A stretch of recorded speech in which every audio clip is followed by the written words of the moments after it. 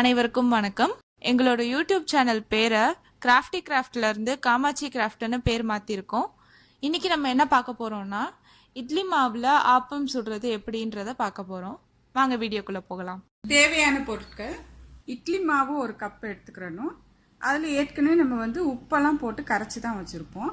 அதில் சர்க்கரை ஒரு ஸ்பூனும், மாவு எவ்வளோ நம்ம எடுத்துக்கிறோமோ அதுக்கு தகுந்த மாதிரி சோடா உப்பு கொஞ்சம் போட்டு ஆப்ப மாவு பதத்துக்கு கொஞ்சம் தண்ணியாக கரைச்சி வச்சுக்கிறணும். இப்போ கரைச்சி வச்ச மாவை ஆப்பச்சட்டியில் ஊற்றி நம்ம எப்படி ஆப்பம் சுடுவோமோ அதே மாதிரி ஊற்றி மூடி வச்சு ஒரு 2 நிமிஷம் கழித்து திறந்து பார்த்தீங்கன்னா சுற்றி நல்லா வெந்திருக்கும்.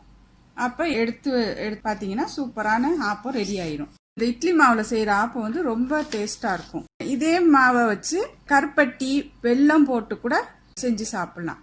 சைட் டிஷ்ஷாக தேங்காய் பால் இருக்குது, அதை நல்லா கெட்டி பாலாக எடுத்து வச்சு சாப்பிட்லாம்.